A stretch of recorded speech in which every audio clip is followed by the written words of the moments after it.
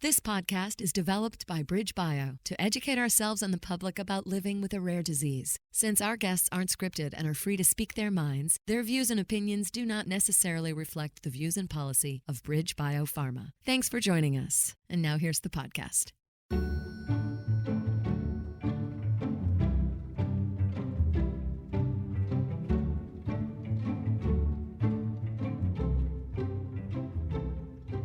Hello and welcome to On Rare, a rare disease podcast produced by BridgeBio, a biotech company that focuses on developing treatments for rare diseases. In all of our podcasts, we speak to people, caregivers, and loved ones living with some of the rarest conditions. Our goal is to really understand what it's like to live with a rare disease. This is part one of a two-part series about ADPKD, or autosomal dominant polycystic kidney disease, a genetic condition where many cysts develop in the kidneys, which almost always results in kidney failure. I'm Mandy Rohrig from the Patient Advocacy team at BridgeBio, and I'm joined by my friend and colleague, David Rintell, head of Patient Advocacy. Hi, David. Hi, Mandy. How are you? I'm well, thank you. David, I'm really looking forward to our conversation today with Ann and Mike. Ann lives with ADPKD. We are also really excited because our producer, Amy Brooks, is going to join us on the podcast. Hi, Amy. Hi, Mandy. Thanks for including me today. Awesome. Amy also lives with ADPKD, and she personally knows Mike and Ann, so she'll chime in with some questions and comments as well. But first, David speaks with Dr. Rachel Groth so we can get a clearer picture of what ADPKD is and how it affects people. Thanks, Mandy. Rachel, thank you for joining us on Rare. Rachel is a scientist who's the vice president of research at BridgeBio, and we're happy to have her explain ADPKD. Welcome, Rachel. Thanks, David. Great to be here. ADPKD, autosomal dominant polycystic kidney disease. I'm going to take a stab at saying what that means just by decoding the name. Autosomal dominant means that it's a genetic condition. So one parent who has ADPKD is required for a person to develop this condition. That is correct. And polycystic kidney disease means that the kidneys develop many cysts. That is correct as well. Okay, so now I'm going to stop guessing or decoding and ask you to explain to us what we know about it and what we should know about it. Yeah, great. Well, as you mentioned, this is a genetic disease in which fluid-filled sacs called cysts grow in the kidney in an uncontrolled manner.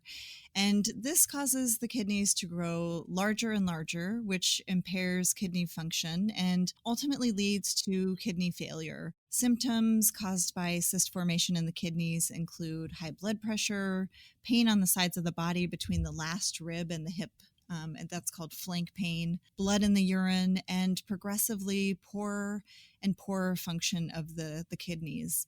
And when you reach end-stage kidney disease, your only options are dialysis or kidney transplant.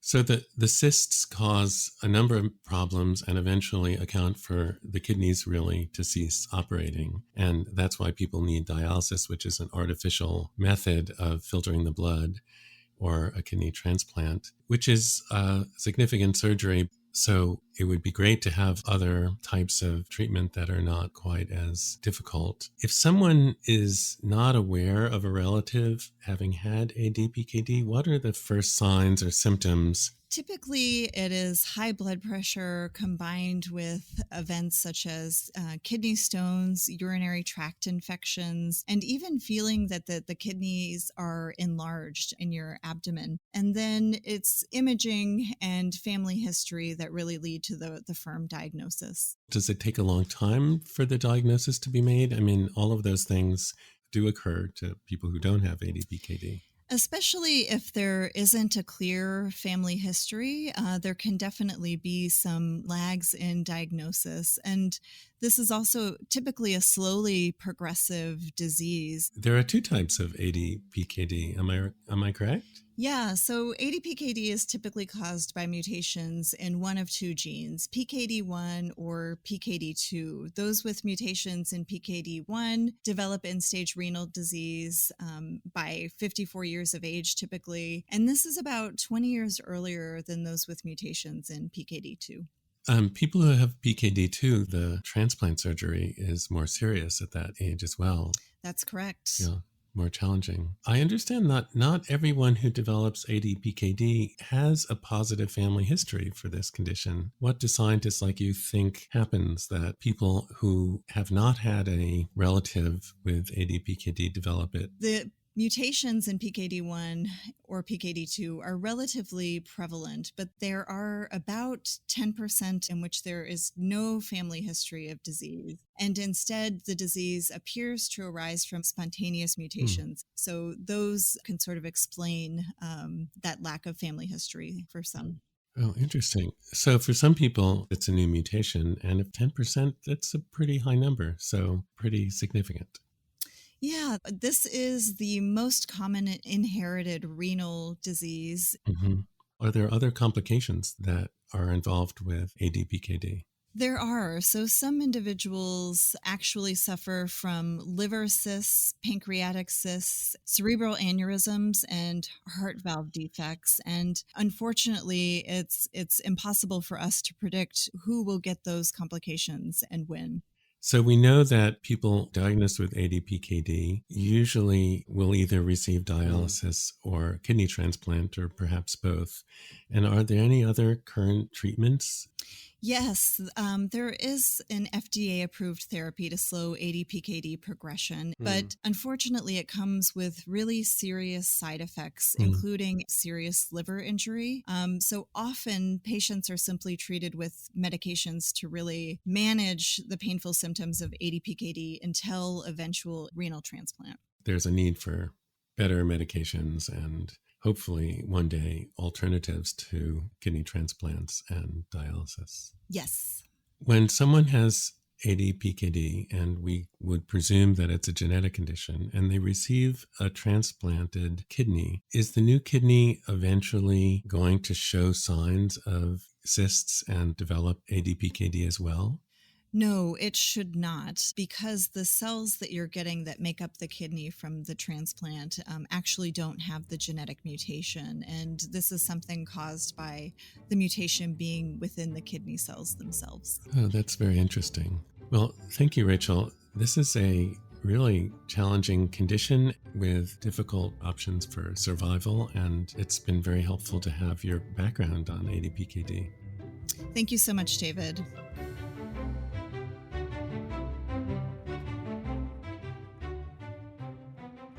I am so happy to welcome Anne and Mike to the podcast. Anne is living with ADPKD. Mike is her partner and main supporter, and they're lovely people. Anne, Mike, welcome. Thank you. Thanks, David. So let's go way, way back to where this all began. And I guess I'd like to know, even before any symptoms occurred, and were there members of your family that had kidney problems or kidney disease or other medical issues? Where does this story really begin? Yeah, it started when I was very young. I lost my dad when I was 6 years old to PKD. Really?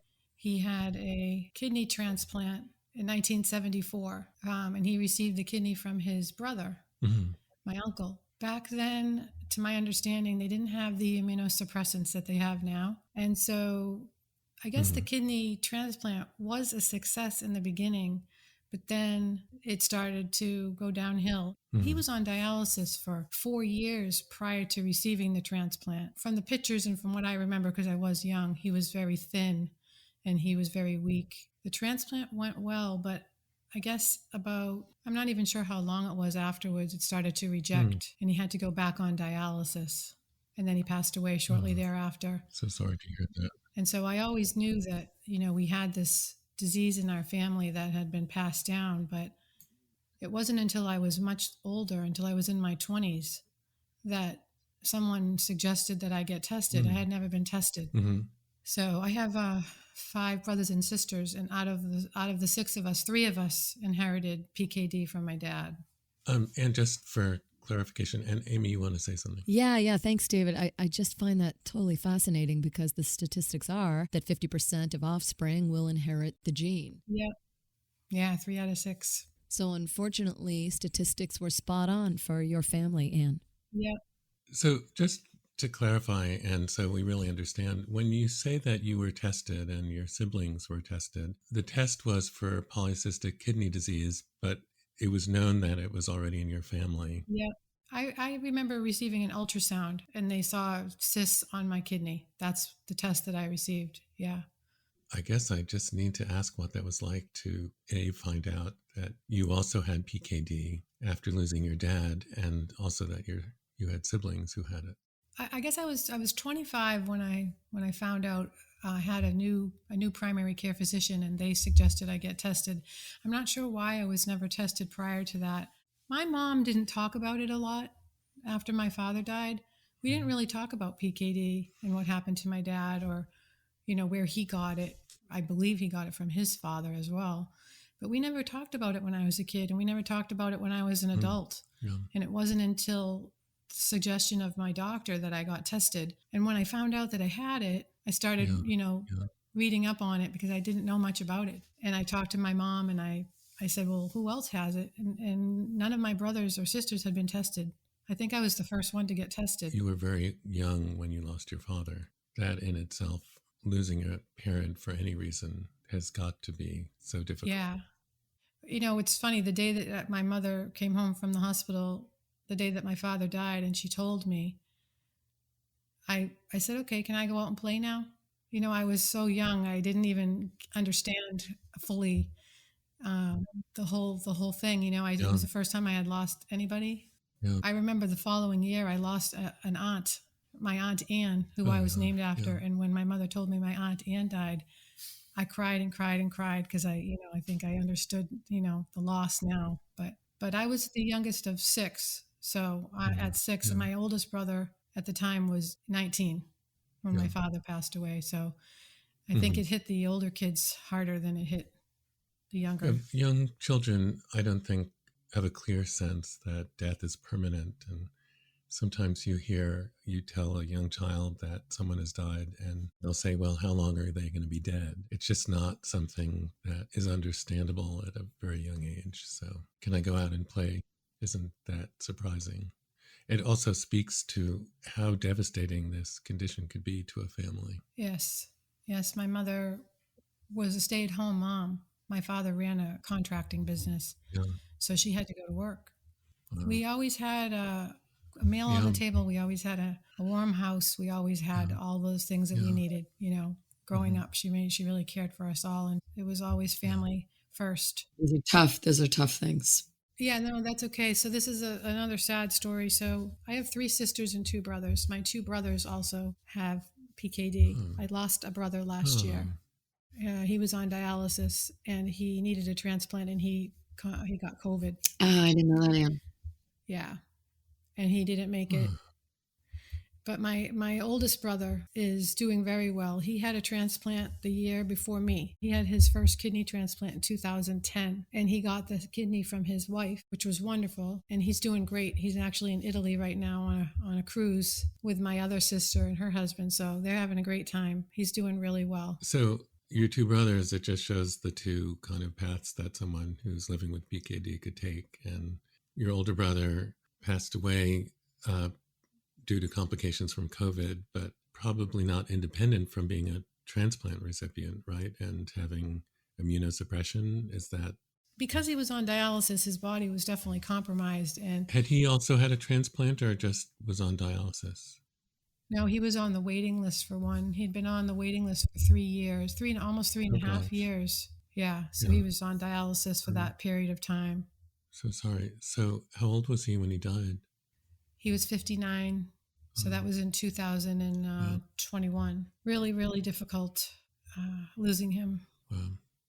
So, and just going back, your dad died of PKD. Not much was talked about it. Of course, you were very young. And at some point, you had a sharp general practitioner who, understanding your family history, said maybe you should get tested. Yes. And you were tested with ultrasound, and it showed cysts. Is that right, in your kidney? Yes, there were cysts on both the left and the right kidney, numerous cysts, but my kidney function was normal at the time. Yeah, it was keeping an eye on blood pressure. I remember her telling me that we had to make sure that my blood pressure was always controlled. And what were your thoughts? Again, you knew that you had lost your dad to this, so to be diagnosed with the same condition. I knew that there was improvement since 1974. Even though he had passed away, I knew that most likely someone that had kidney disease nowadays could either be on dialysis or have a transplant, and that there were medications and things. So I didn't feel as devastated. I didn't feel like that was a death sentence or anything. I just knew that it was going to affect my life, and then it would be something I would have to live with for the rest of my life. So, I mean, it was disappointing to hear. Oh, yeah. Now, were you together with Mike yet at this point? No, not yet. I came on the scene a few years later after she had been diagnosed. And, so I get the whole story that, hey, I have this disease, polycystic kidney disease, and it's no big deal. My kidney function's 100%. I'm like, oh, okay, great. So you fast forward a few years later, and she's being followed by her nephrologist, and she goes to the doctor like 1 week and comes home. And I said, how'd it go? She goes, it's great. I got 100% kidney function. So I said, oh, that's wonderful. Well, a couple of days later, when her lab work comes in, the doctor called just to go over the results. And I said, oh, hey, how are you, Dr. J?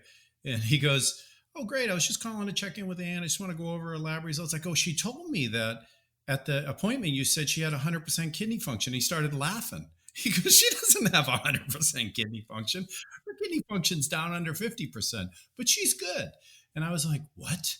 And then it kind of hit me. And so I'm doing the math in my head. Her dad dies at 46. She's in her 30s. And I'm like starting to panic.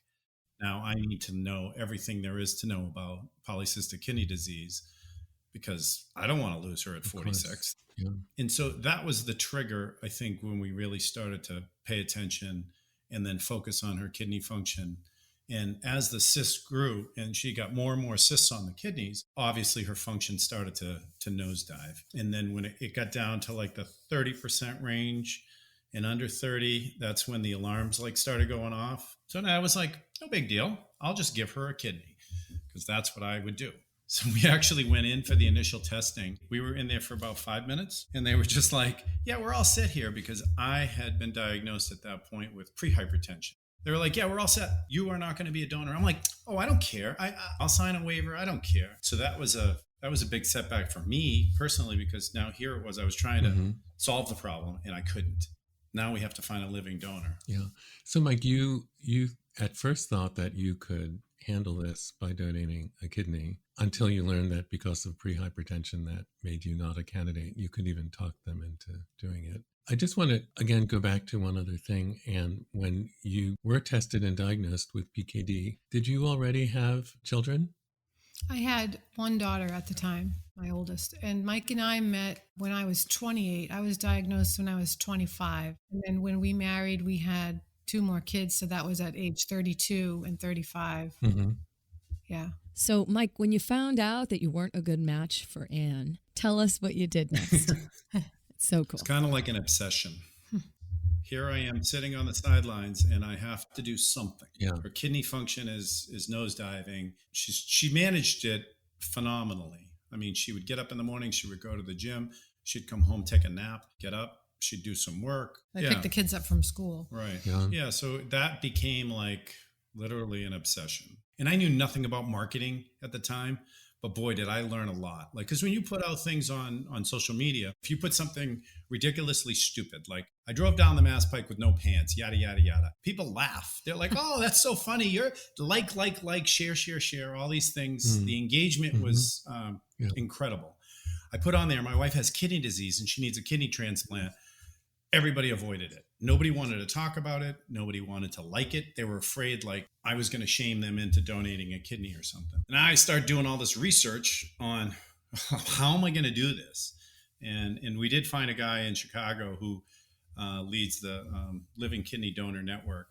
His name's Harvey Meisel. And he was like, oh, you have a kidney campaign, spelled with two Ks. You get the word out. That was his biggest thing. Just get the word out. Whether you go to church, you get a flyer made up, use social media. Wow. Somebody had told me about Twitter. And they said, oh, you're going to become friends with Donnie Wahlberg. And I'm like, oh, how am I going to become friends with Donnie Wahlberg? And they're like, well, he just found a fan of kidney. And so then I became obsessed with getting in touch with Donnie Wahlberg so that he could retweet our story in hopes to get some traction. And he did. So it was a pretty amazing, it was a very surreal event searching for a living donor. And in the end, we did find a donor. Wow. These are all Massachusetts references. The Mass Pike is a Massachusetts turnpike, goes across the state. And Donnie Wahlberg, everyone in Massachusetts knows him because he was on New Kids on the Block. He's an actor, and he and his family started a hamburger joint called Wahlburgers. So I'd like to hear more about the donor, but what do people consider when they are thinking about donating one of their kidneys? It isn't a small thing. Yeah. Well, when Mike first put out the messages on Facebook and Twitter, he had his van lettered, and we had signs on local restaurants and things, and this whole campaign to find me a kidney. So more and more people started finding out about it, and a lot of people responded in Facebook and sent their hearts and their prayers. And then people started reaching out to me privately to say that they were considering donating. Or if I bumped into someone in the grocery store or wherever, they would say something. And immediately, some people that I really didn't know very well would say, "Oh, I'll get tested." And I said, "Oh, wow, you will? I mean, that's amazing. Thank you so much." I mean, I wouldn't even expect most people to say that, but they would. But I think it was more of a nervous reaction. Some people were saying that they were going to get tested and that they were going to do what they could. And then they never did. And they never... then they avoided me. It was purely emotional response. Yeah. Like, so if you care about somebody or them, it's like, oh, what can I do to help? And you haven't given it one bit of thought. You haven't gone home and talked to your spouse. You haven't gone home and talked to your other family members, because as soon as you do, they're going to go, "What are you, crazy? Why would you want to go under a major surgery and give up one of your organs?" And, and everybody will come up with a million different reasons. So that was the driving force behind knowing, once we realized that there were people that just, I get it. You know what I mean? They care about her. They're going to offer to do these things. But then when they talk to other people, it was like, no deal. You're not doing this. So that was the goal, was to just get the story out and let the donor come forward. Yeah, it's a big decision for someone, and of course, a very important decision for someone who needs a transplant. It was relying on the courage and generosity of someone to donate a kidney. So how was the donor found? What came next? Anne, would you take us through that? Yeah, so with all of the social media posts, which I think went on for, 6 months maybe. Yeah, at least. People were following our story, and there were people that were genuinely concerned and cared. And a friend of ours who lives out in Colorado had been following the story and reading it and thinking about it and kind of wrapping her head around it. Unbeknownst to us, talked to her husband about it and wanted to come forward and really wanted to get tested. So she went and got tested, for her blood type, to find out what that was, which was a match. She contacted Michael and said, "I have the right blood type, and I've already talked to my husband, and I'm going to go get tested at Mass Gen." And she did. She followed through on it, and it was amazing. And at that very same time, the guy that I had mentioned earlier that works in the Living Kidney Donor Network had been reached out to by a student filmmaker who happened to be a former NFL football player who wanted to do a documentary on organ donation. So we were supposed to be a 5-minute segment of kidney donation. And it turned out, he called me up and I said, "Hey, look, our donor's coming in for testing. Get on a plane, get out here. I'll get you access." And so he ended up doing the whole documentary on us. 15 minutes. It's called The Search in the Gift by John Tate. Really? So the friend comes from Colorado to Mass General Hospital to get tested, right? And this is someone you knew very well, or were you surprised? What was the relationship like? She was a good friend of ours. And she's originally from Massachusetts, and she had moved out to California and lived out there for a while, and then ended up, she was married before, got divorced, and then got remarried. And we'd always kept in touch. So once a month, she'd be calling, "Hey, how's everything going? La la la." she came to our wedding, and it was it was one of those things that it was a good friend that you keep in touch with, but never in a million years did I think that she would be the one that would have come forward. She was actually Michael's ex-wife's best friend.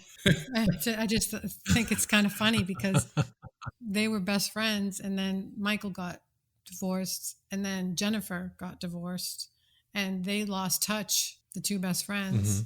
Well, when I was going through my divorce, that the backstory here is that when I was going through my divorce, she was living in California, and she was like my rock. I would call her all the time, of course, after 7 when the rates went down. And it was, well, back in the day, you had to. And so I would be like blubbering, oh my God, my life, la, la, la. And she's like, don't worry, you'll get through this.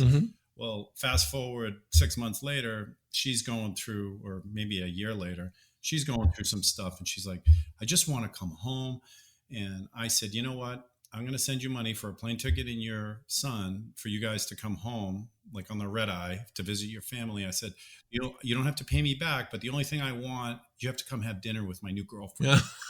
And so she actually came to Anne's house. We had I think we had a spaghetti dinner or something. It was something simple. And that's when we got to meet, we got to meet. And then of course, she ended up coming home for our wedding, and she ended up getting remarried, and doing good. Nice. It's a good sign about a man whose ex-wife's close friend remains a friend. Yeah. Well, she was the maid of honor in my first wedding, so it's a little awkward when people bring that up. They're like, okay, even with Mass General, they're like, all right, so what's the connection here? Like the psychologist, how like when Sandra had to go, well, referring to Amy Brooks's donor. Oh yeah, it's not just their physical condition; they check everything. Yeah. That's any living kidney donor gets grilled by the psychologist. They're like, what's your motive here? And so they're like, what's your connection? Like they wanted to make sure she wasn't doing this to try to win me over. Right. I had a boyfriend at the time of my transplant, and he wanted to be my donor, but guess what? They didn't pass him. Failed miserably, huh? Yep, he did. It's a good thing because we're not together now. Okay, so your friend gets tested in Mass General.